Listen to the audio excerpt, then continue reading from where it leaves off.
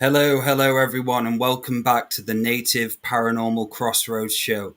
So today we are on episode 35, and we are joined by one of the paranormal rangers, Jonathan Dover. Hello, Jonathan.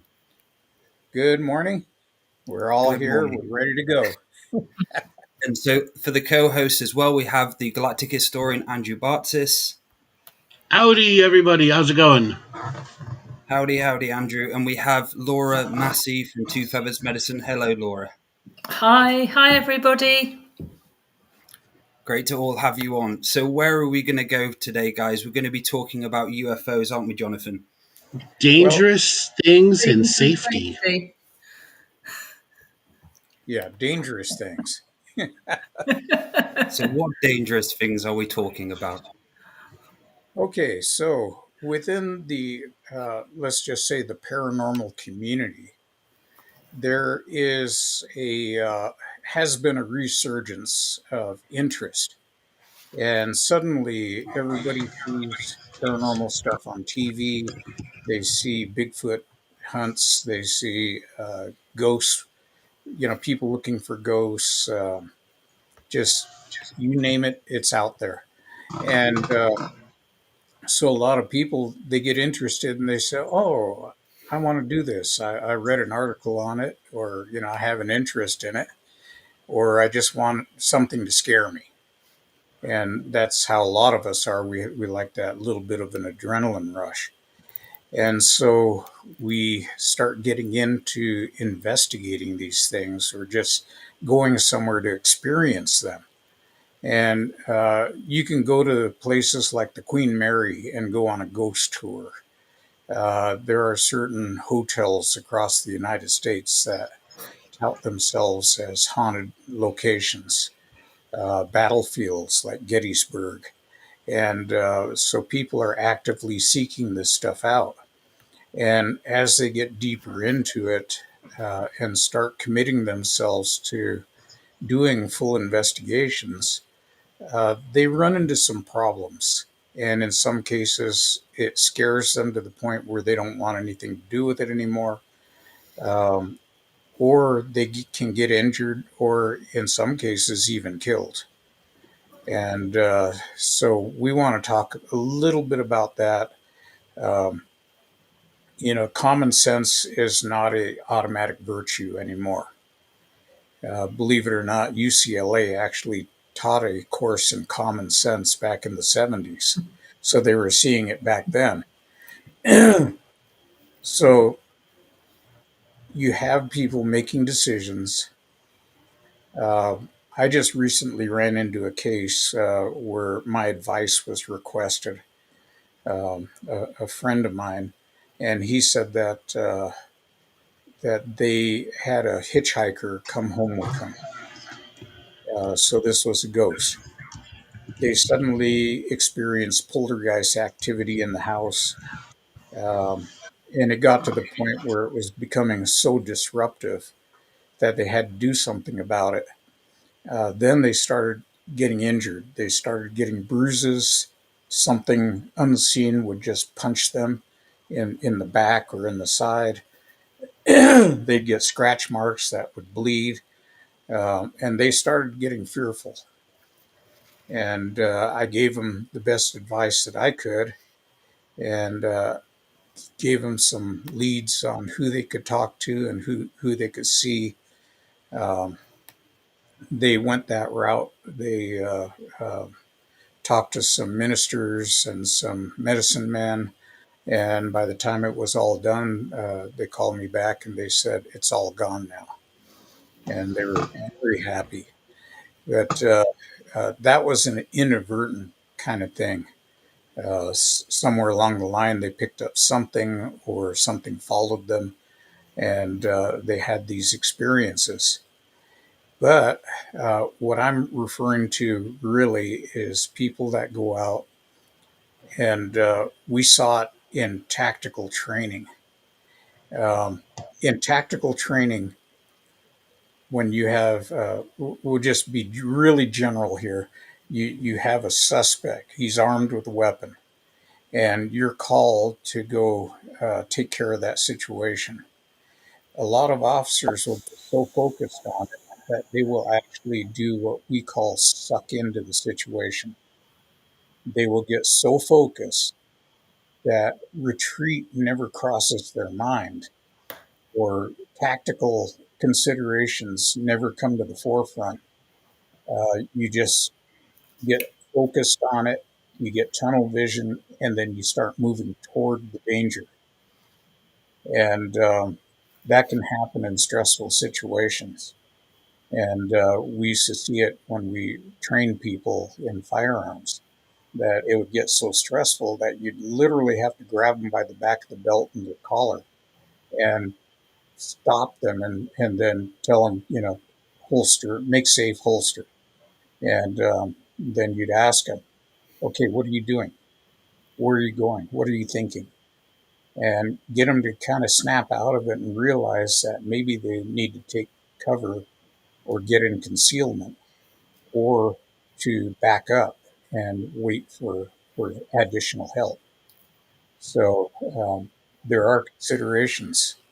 Um, and when me and Stan were doing a lot of these investigations, we did get interest from TV producers. One of them came out, and he, without going into a lot of detail, we had a skinwalker encounter. And uh, every producer we talk to, we tell them we are not going to look for skinwalkers. And if you start looking for them, we're pulling the plug, because these things can kill. This producer, we had a coyote come within 20 feet of us and just stand there and look at us. And soon after, me and Stan looked at each other and we knew exactly what it was. And we took off running toward it. And it ran over the rise and down a little hill. As soon as we got there, which was just a few seconds behind it, it was gone. And we never found it. We never saw any tracks or anything. And so when we, later on, that producer got sick, and he got sicker and sicker. And he went to the doctors. The doctors said, we don't know what's wrong with you. We can't figure it out. He just kept going into the hospital for more and more tests. And the thing darn near killed him. And he stayed sick for about a week and a week and a half, a year and a half. And it took him that long to recover. So when I tell you that there are things out there that can hurt you, uh, I kid you not. And so, Mhm. you need to have the ability to look at a situation and maybe back up or back out until. And then the other thing is training. Get Yeah. trained is so important. Uh, I was a criminal investigator. I had gone to the Glencoe uh, Criminal Investigation School. They call it Criminal Investigation Training Program, class of 028. And this is at the Federal Law Enforcement Training Center. So for 11 weeks, you're taught how to investigate cases, criminal cases. And when I got into investigating paranormal stuff, I had to recalibrate, so to speak, and completely back up and take a whole nother look and start doing the research, contacting groups like MUFON and other UFO groups, and asking them, how do you communicate with people? How do you talk to them? What kind of questions do you ask? Why do you ask those questions? Um, with hauntings, we went through all the equipment that uh, investigators use that you see on TV. What works, what doesn't work, what can cause false readings, things like that. And our job was mainly to document stuff, and we didn't have money for high dollar equipment. So we did the best with what we had. Um, but in the case of skinwalkers, we would not. It was a very private thing. We didn't tell anybody about those stories until much, much later. And Bigfoot, you know, I have never heard of anybody being killed by a Bigfoot, but I've heard of attacks and I've heard of people being chased by them. So, and as big as they are, you know, they can do some damage if they wanted to. So, So, Jonathan, yeah, I've got a question. So, do you remember your first like paranormal call out? You know, when you got called out first for some paranormal activity. Do you remember the first one you got called out to? yeah, that was the Bloomfield Bigfoot case. And in that case, over 30 people had sightings of Bigfoot along the San Juan River from about that Kirtland area, all and Bloomfield, all the way down to Shiprock, um, which is a lot of river to cover. Um, they went to the police department as a group, and the local police department just laughed at them and asked them, "How much have you had to drink?" And they did this in front of the reporters from the press. So that came out in the papers. The people turned their backs on the police department and they asked the Navajo Rangers to come out.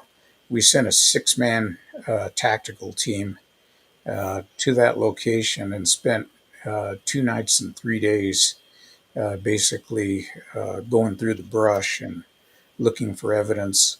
We came up with foot tracks, samples, plaster casts, 21-inch footprints. We came up with hair samples that came back as unknown carnivore, and we interviewed everybody that we could find that had had a sighting. And, they were mainly happy that somebody was taking an interest. And during the night, we had officers out with night vision equipment and forward looking infrared systems, or FLIR. And we were keeping watch on that whole area with no sightings reported. But it was a pretty major operation. And by the time we got done, we were pretty, I guess, in your language, chuffed that we had made it through this thing, because there were times when you were walking the brush, the tamaracks are so thick. Once you get in there, it's gets dark, and some of them are just rabbit trails that you have to get on your hands and knees and crawl through. And meanwhile, the mosquitoes and the bugs and everything's biting you, and so you learn pretty quick, that most of your fancy bug sprays don't really work well.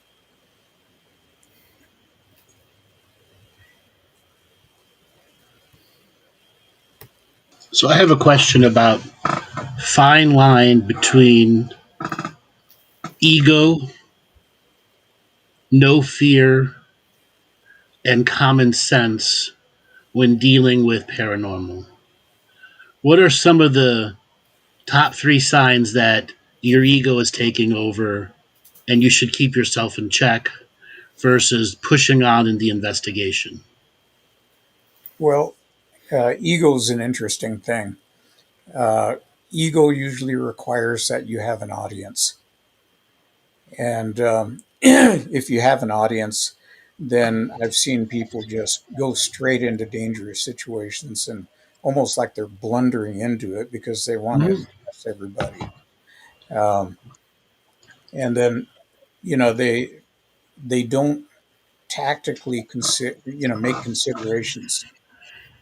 Say you have a house and your guy is going to go in, and there's an armed person inside that said that he's not going to be taken alive. Suddenly, one of your team members says, "Follow me," goes over there and tries to kick in the door. The problem with that is that if you're thinking tactically, uh, you'll get your people together and get a plan together, and you look at the house. The house itself gives you a lot of clues as to where everything is. You can usually find the living room right up front. The kitchen should be right there too. Depending on how many bedrooms it has, you'll see where the laundry room is based on the pipes coming out ceiling. You'll see where the exhaust is for the bathroom, and you can kind of get an idea in your mind of how that house is laid out. Now, in a critical situation, if somebody's shooting at you, again, there's a lot of things you're going to do. You're going to cut the power off. You're going to cut the gas off. Uh, you're going to get maybe Navajo Housing Authority to pull the blueprints off that house to see exactly where everything is. And then you're going to have a plan. And you might wait. And I have done this many times till 2 or 3 in the morning. And then when you kick in the door, there's a suspect sleeping on the couch with a rifle, and but you're on him before he can even wake up. So there's a lot of things going on. But if you got a guy that just dives right in, then it can get scary. So is And then it the so? next, hold on real quick. The next thing is, what are some of the initial signs things are starting to get out of hand? The various things that you can say, hey, check what's going on. They're getting out of hand now. Okay, again, this is a judgment call. You're going to go into a situation, maybe it's a haunting or poltergeist type situation, and I like to call it my spidey sense starts tingling. You get this feeling, and that's your basically your sixth sense talking to you. And yeah, a lot of people will say that's spirit talking to me, or the ancient ones, or whoever it is. And if you listen to that, it'll stop you.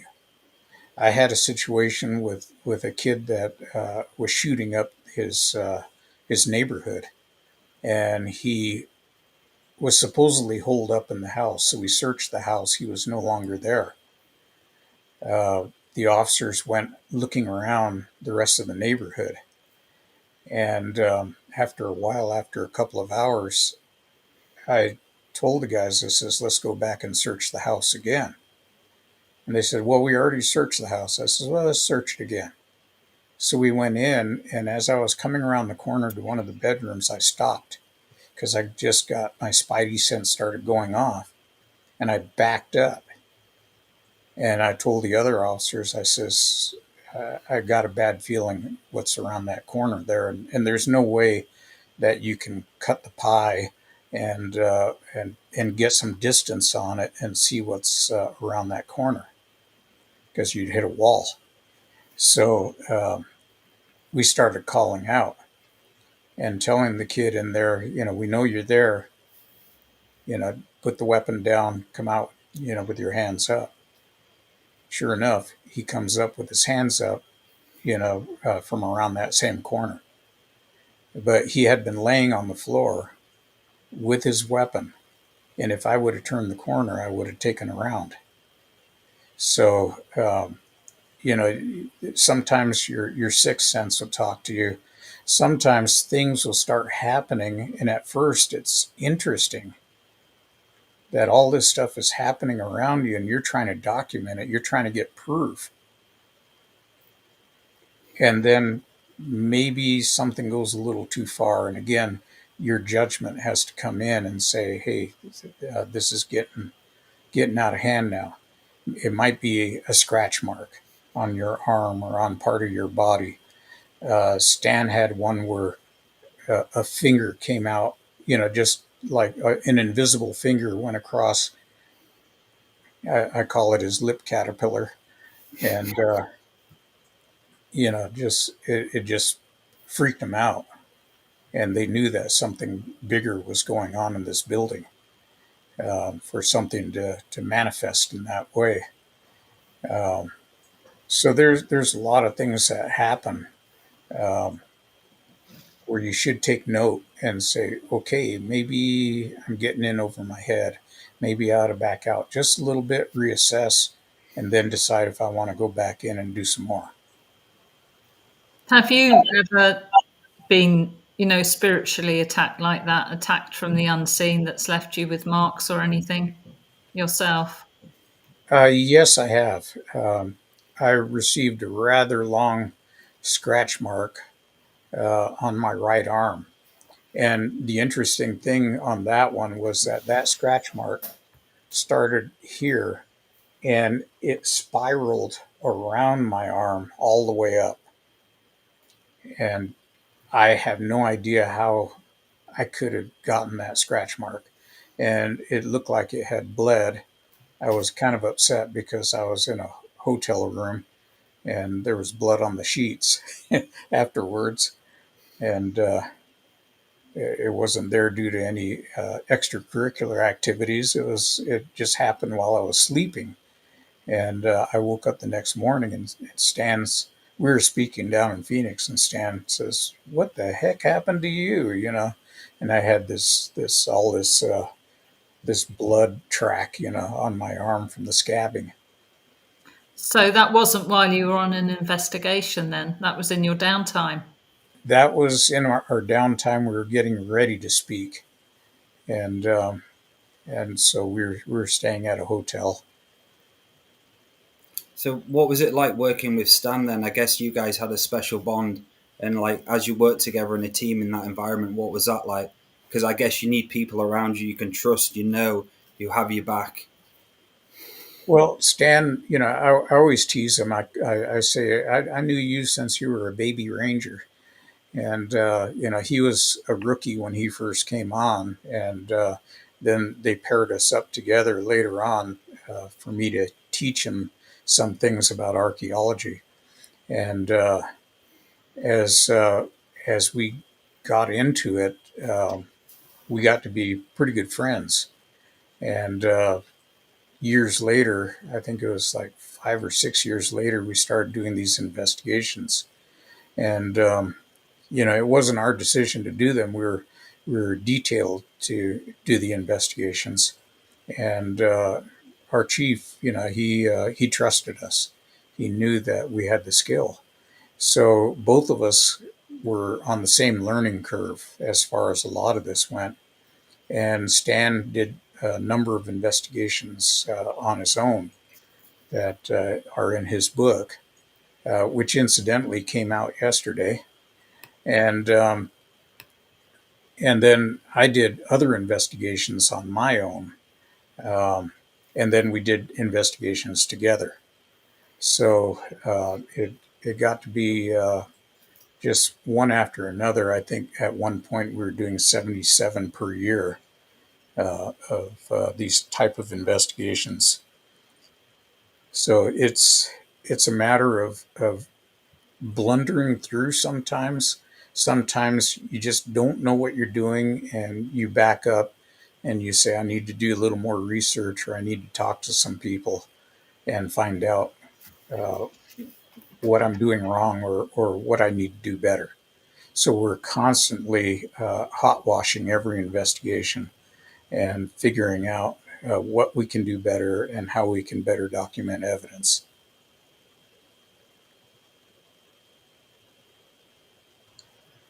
All right, so one more thing. So we've talked about injuries, we talked about common sense.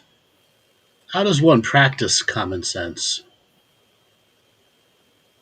Oh boy, that's a tough one. Uh, Yes, it's not something that people are born with. That's what I found out. yeah, I agree. That's why they need practice. And you really need to develop that inner voice. It's like a muscle. If you don't develop it, it atrophies and it goes away. Just like if you don't use your legs, pretty soon you're not going to be able to walk. So I can't really tell you how to find that inner voice, your conscience, but it's there. It's what tells us what's right and wrong. It tells us, hey, there's repercussions if I just go out and grab this lady's purse. You know, I could go to jail. And so, this, it's our brain that keeps us thinking about these things. And you have to think in terms of what could go wrong, what could go well, and what is the limit that I'm going to go before everything goes wrong, and how can I extricate myself or back up out of it. Having an out plan. Yeah, Okay? having. If you get scratches, you will leave. You will not stay. If a simple checklist. If something kicks you in the ass, you should leave. Okay, go get help. Some logic is as much as common sense and logic go hand in hand. Right. Okay, And it's like I said, it's listening to that inner voice. yeah, But like you said, having a list, having something there that says this is a red line, and if this gets crossed, then it's time to reevaluate. yeah. It's not run exactly. Reevaluate. Okay, maybe you need backup on this situation, or you need someone else because a lot of people, if they're lone ghost hunting, that camera is their audience. I'm gonna Right. because back in their back of their head, this could be $1 million footage, Right. And which will force them to go too long. we always say advance to the rear. So Yes, fighting advance to the rear. So that, that would be the ego then, wouldn't it, Andrew? The ego yeah. Could take. be Yeah. could be vanity too. Yes. Yeah. Yeah. Yeah, Well, all of us have ego. All of us have vanity. Um, it's just a part of every person's makeup, and it's how you let that thing run. If you let it run on its own, it's going to get you in trouble. I mean, it becomes zealotry, doesn't it? If you're going to pursue something when you are in evident danger, even if you're not sure what that danger is, but something has already happened to you. Yeah, yeah. It can be rather frightening Hmm. to be in an unknown situation like that. And that's happened to me during skinwalker investigations.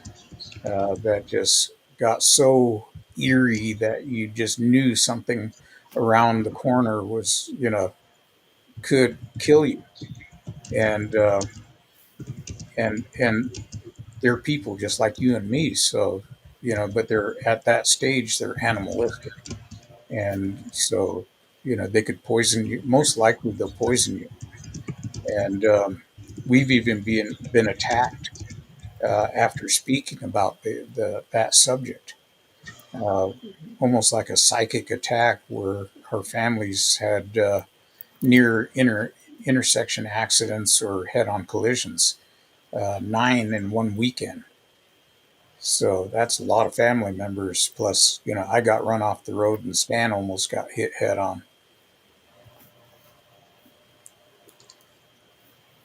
So I guess when you see all those videos online, the policemen who end up in jail or the police officers, because they go into the force for the wrong reasons, for their ego, for the vanity, to feed that. So you can really see it when they're under pressure that they make the wrong choices because they're mostly in that vanity point. You see it time and time again on videos.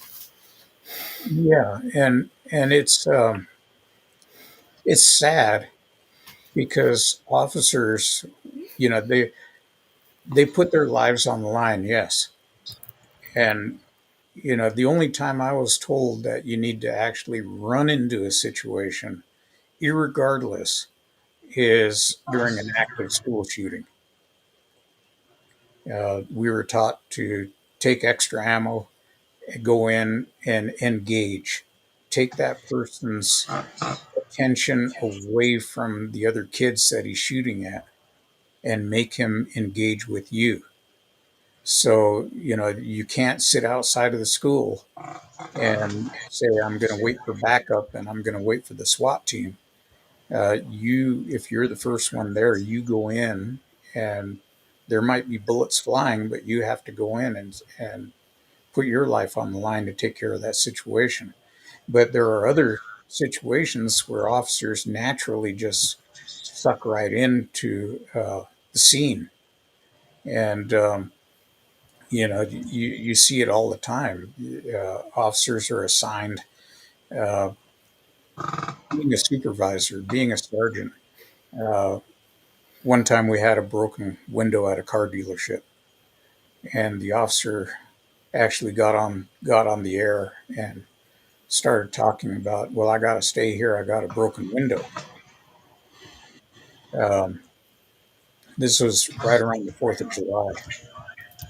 And we got another call, and I was upset because usually if there's something that sucks in all the officers, you have to decide, you've seen them, all these officers smoking cigarettes and BSing out at an accident scene. And I'd tell my guys, okay, I need you, and you get back on the road. And I only need, one person here to help with the investigation. So, you have to cut these guys loose. Otherwise, they'll just stay around because they're curious too. And on this night, we had a shots fired call. Now, understand it's 4th of July. So, it turns into basically a firecracker complaint.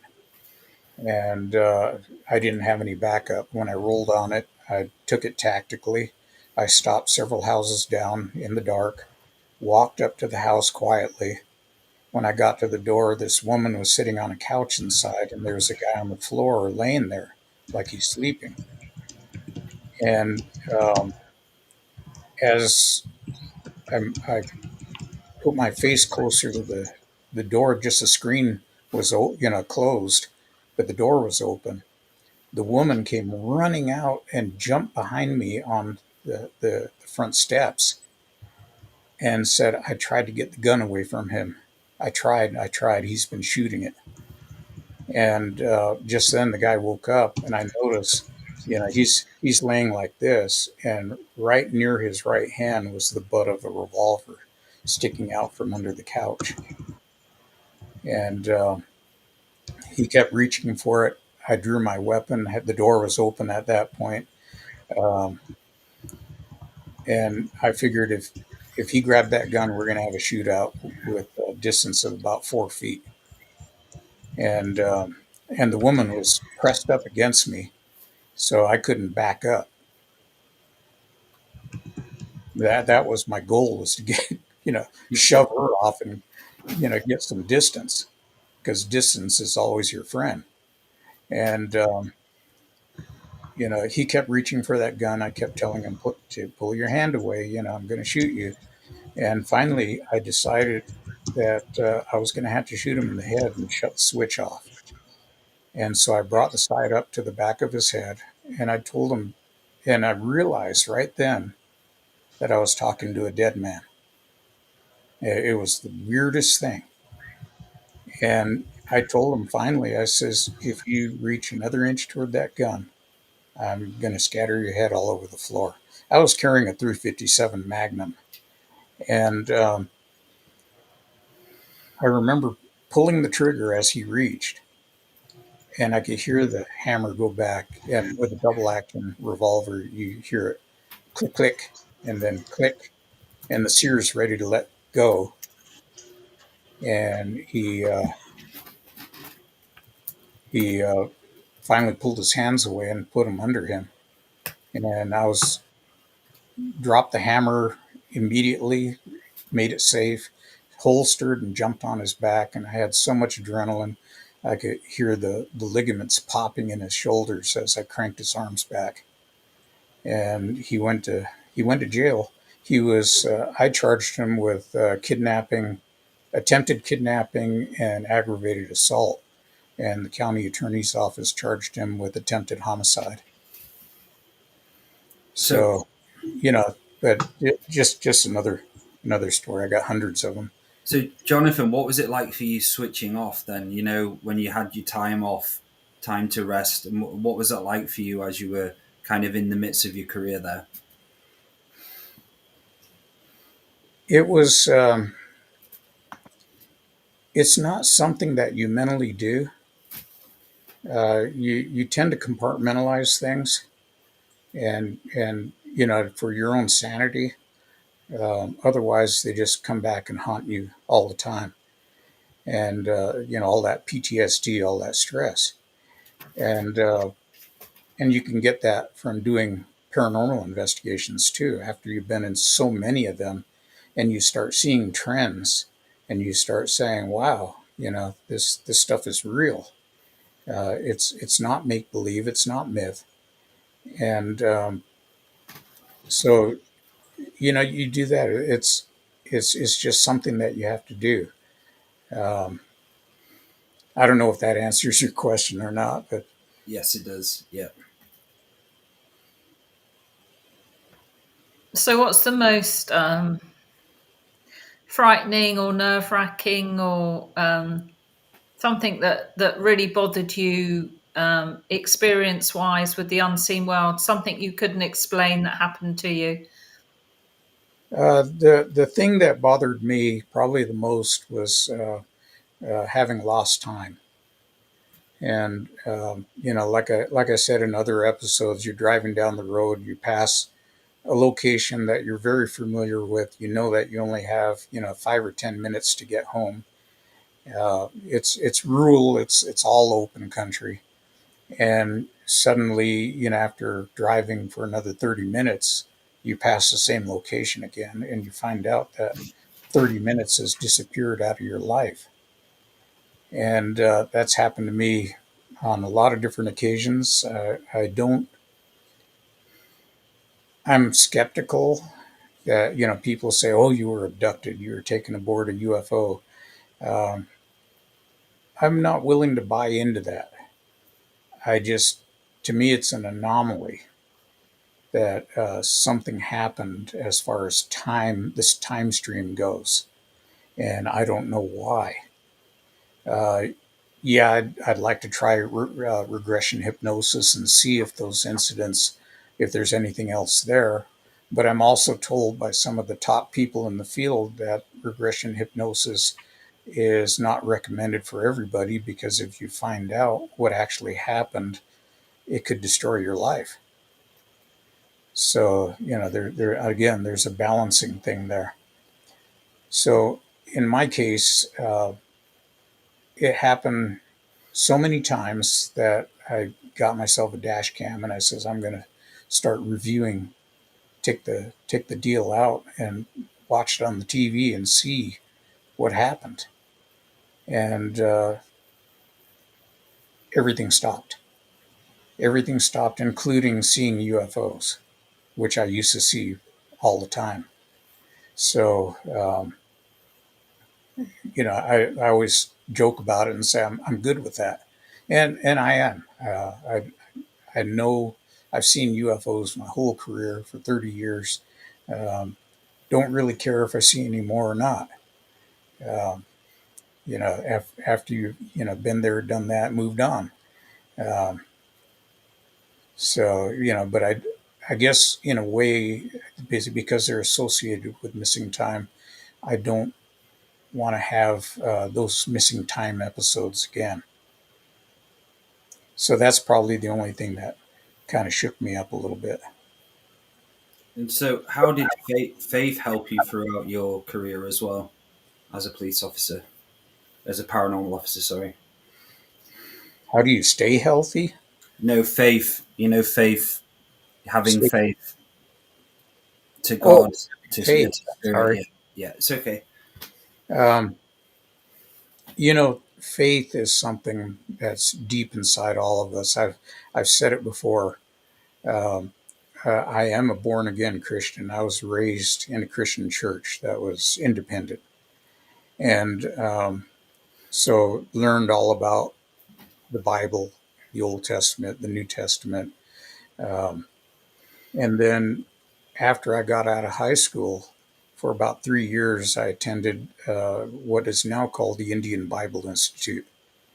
All my classmates became preachers. I became a law enforcement officer. Um, So I do have some knowledge of the scriptures. I've studied the Greek Septuagint. I've studied the Latin Vulgate. Um, you know, all those different things to delve into what the scriptures say. And so I have a very deep faith. Now I've come to realize that there's more to that. In native culture, they also worship one supreme being, a God. They call him the creator or the everywhere spirit. And so, I've looked at that and said, it's probably one and the same. God reveals himself to all of us in different ways. And so I've maintained that faith, but there are things within native culture that actually work, and there's scientific reasons for them. And they've been used for, literally thousands of years, such as smudging, um, different medicines that they use, uh, different teas that they drink, that are all pretty much natural. The only thing you have to do is maybe sieve them out really good so that you're not building up a lot of excess junk in your kidneys and your liver. Just like what happens if people take too many uh, pills, supplements. You can get toxic reactions within your liver and your kidneys. So there's something, you have to be careful even with that. And it works. It works for me. So I maintain that and study the historical significance of how they were doing things and why they were doing things, and then I make it my own.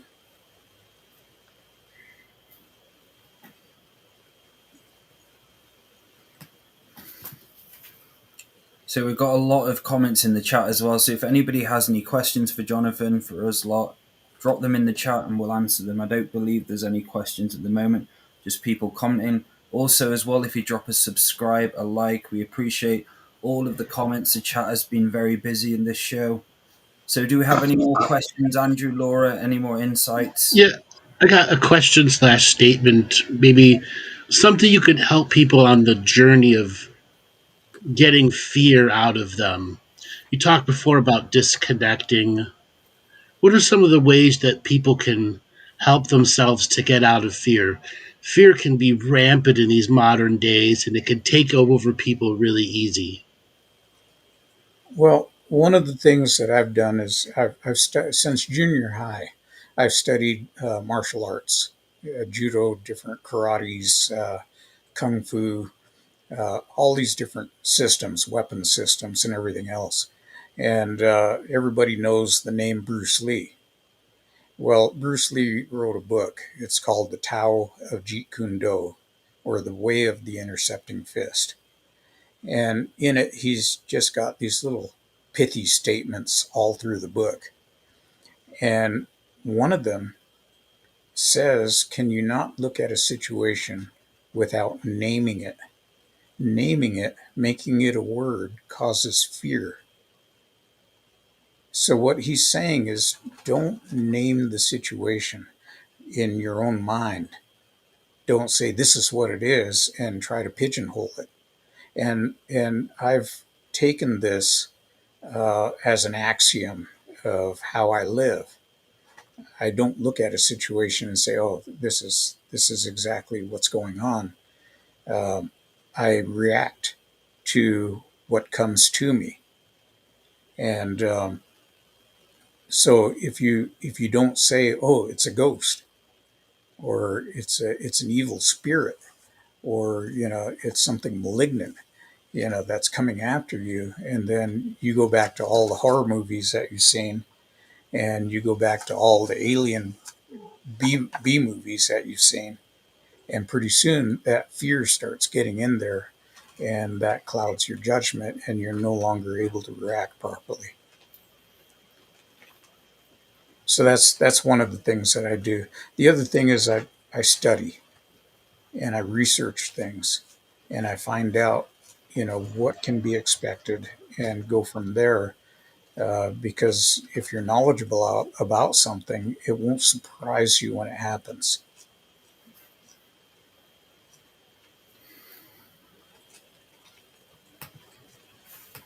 What you're talking about is you get yourself prepared. Yeah, preparation means a lot, Yeah. and you can do it in a few minutes, or you can take days to do it. I actually have to take days to go to Disneyland in Anaheim because I don't like being in crowds. I have And this old saying: preparation depicts the execution. right, so I have to get myself psyched up just to go to Disneyland and endure it for the day, and that's just because um, you can feel people's emotions while you're there, and it's overwhelming sometimes. So, what advice would you have, Jonathan, for investigators who go into this, like we said earlier, with the ego running it, a bit gung ho, and they go into situations which they really don't know what is happening within that unseen world and what's going to affect them? What would you suggest if they still want to investigate it? But what are the parameters for investigating that safely? Well, find out what you want to do. I mean, we investigated everything paranormal, but there are groups out there, say the Mutual UFO Network, that you can actually take their training course and be certified as an investigator. Um, and it's pretty regimented. There's a test, there's paperwork that you have to study. Other areas they have don't just watch TV shows. You know, TV shows can give you an idea, but a lot of times some of those things are staged. So, you know, there are plenty of information on the internet, and you're going to have to weed through them. Some of them are written by people who have fantasies about doing this. And so they're going to write they're going to use AI to write these things and make it sound, scary and interesting and all that stuff. But, find reputable sources that tell you how to look at these things, depending on what field you want to go into, and realize that, there are dangers out there. There are environmental dangers. You can get out and, be hit by a hurricane. You can have a cloudburst or a microburst hit you. You can get struck by lightning. You can get snake bit. There's all kinds. Bears. Um, how does it go? Lions and tigers and bears. Oh my! They're they're out there, Yeah. and we think that everything is a park. It's all like built so that we can stay perfectly safe, and nature is not. Nature is just nature. It doesn't try to be fair. Nothing's fair out there. It's just what it is.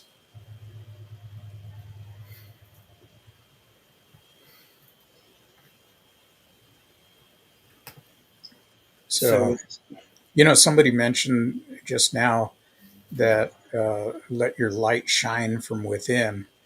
And I have to mention this.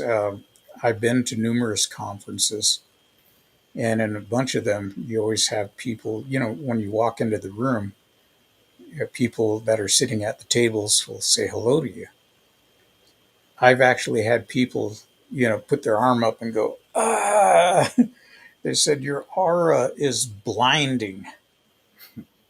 And, at first I thought, oh, they're just trying to sell me something.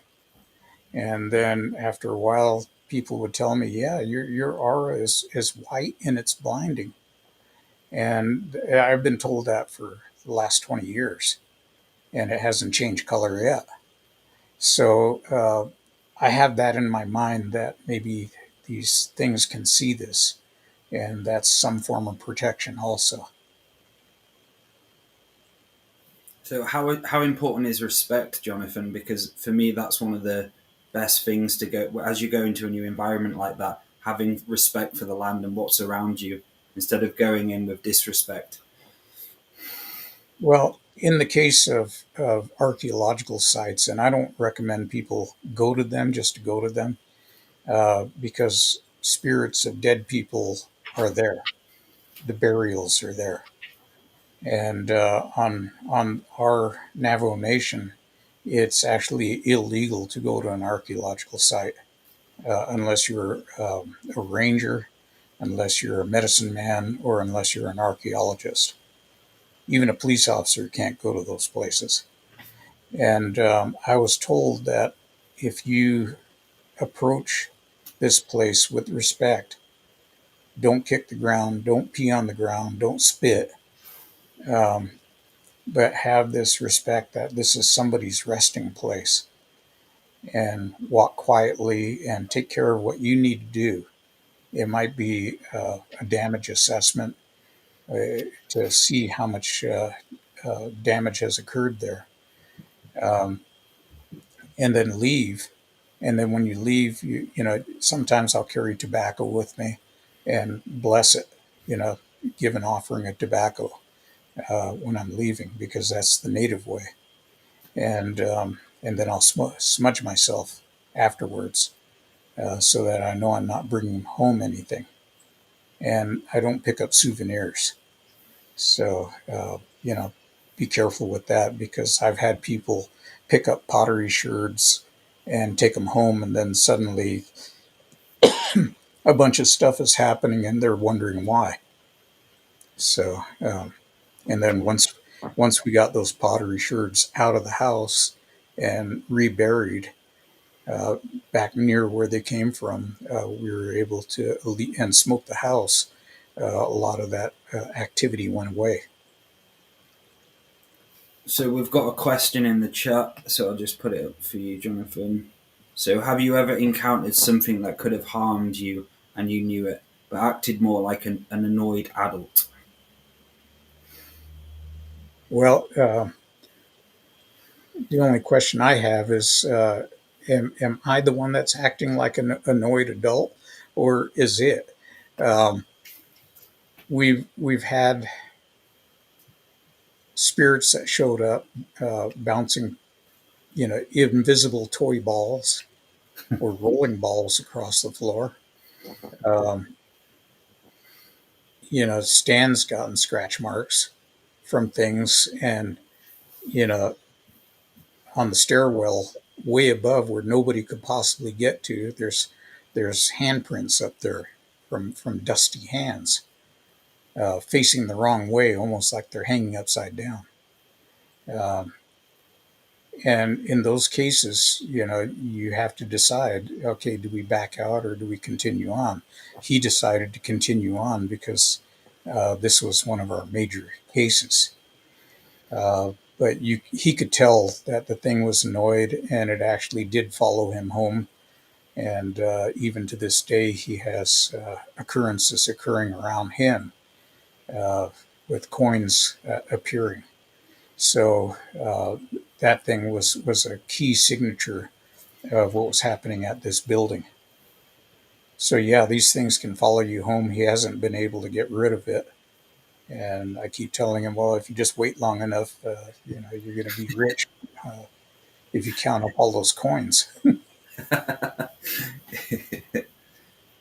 And But a question about comedy as well. Like, and what you did was very serious at times, but was there that need for comedy just to kind of break up everything at times, just to kind of have that laughter frequency, which I feel is I, so important. I am a huge fan of comedy. I think my two favorite characters are Don Knotts as Officer Barney Fife, and Peter Sellers as Inspector Clouseau. And if you get into comedy, a comedian has to be very, very intelligent to be able to switch things around and see the lighter side of something. And so you'll find out some of these guys are brilliant. Um, it's always intrigued me. I love the Three Stooges. I love slapstick, Laurel and Hardy, uh, all the greats. And I've studied them and in some ways tried to emulate them. And I find out that in a tense situation, saying something funny can diffuse things, especially when other people are starting to panic. And we had a situation here not too long ago where you know what a ding dong ditch is, where kids run up to your doorbell, ring it numerous times, and then take off running. Well, this is going on in the whole community, and the whole community um, was getting up in arms. This is just a few weeks ago, and I went out and I says I'm going to find these guys, and we went driving around the neighborhood, and we actually hunted them down because my community is a small community, so everybody knows everybody, and neighbors were saying, "Oh, they're over in that house," you know. Then we got their parents and got them involved. And as we were talking to the parents, I cracked a few jokes and kind of diffused things because one of the people just wanted to strangle the kid, and another one is saying, you know, I've got a gun and I'm gonna shoot you next time you come to my house. And you know, I was trying to figure out a way to make light of it in a way that would kind of momentarily get people to smile and realize that, you know, hey, don't go down that rabbit hole. So yeah, I'm a great student of comedy. I bet you've picked up some one-liners over the time. Oh yeah, yeah, A lot of ghost jokes. yeah, and Two you know, ghosts walk into a bar. What happens next? They don't get served because the bartender can't see them. right, right. So you know, that's why I'm always, you know, looking for the funny side of things. You know, just like I talk about my training and say I've been through 4,000 hours of training to be a law enforcement officer. And so I like to tell people I'm the best of the best of the best, sir, with honors, you know, and see how many people pick up on it, you know, where that came from, what movie did that come from, you know, and so you know, it's just I love making people smile, and if I can make you smile, then I'll have done my job, um, and then you don't have to just listen to me drone on and on. So on that comedy note, we are at the end of the show. So we're at the end. So, Jonathan, any last words of wisdom? Slowly I turned, just as Niagara Falls popped up. um, yeah, like I said, Michelle's on a flight, so she couldn't be here. Stan is going to his first book signing in Denver, so he'll be yeah, somewhere in Denver, uh, and he's pretty excited about it. And so I'm really happy for him. I told him when you make a bunch of money, I'll be your best friend until you run out. So Thank you, Andrew. Any last words from you? Last words. We will be back next week for another Paranormal Rangers episode. And if you guys want to get a hold of me, you can go to my website, andrewbarnes.com. Look forward to seeing you all on another show. Thank you, Andrew. Laura. Yeah, thank you, everybody. What a great show. Yeah, I agree with Jonathan. It's like if things are looking a bit grim, then you can always flip the frequencies, as Andrew would say, with a bit of comedy. And that energy can diffuse a lot of tense situations. As long as you're not in danger there, as Jonathan said. So thank you, everybody. Thank you, everybody in the chat, for turning up and for being so lively. And thank you, Stan, for your time, and my co-hosts, Andrew and Dale. Jonathan. Oh, one last word: be adventuresome. Do the hot wings challenge. Do the What's Uh, if you want. If The wings get progressively hotter and hotter and hotter. if your sixth sense tells you it's okay. Yes. Good test of common sense. Well, what's it going to be like coming out the other end? That's my question. That's the test of common sense, isn't it? Yes, it is. So thank you everyone for watching, and if you'd like, I offer psychic surgery sessions, so head over to daletobin.com if you'd like to book a private session with me. I'd like to say thank you for everyone. The comments, the chat has been lively today. We'll be back next week. Goodbye.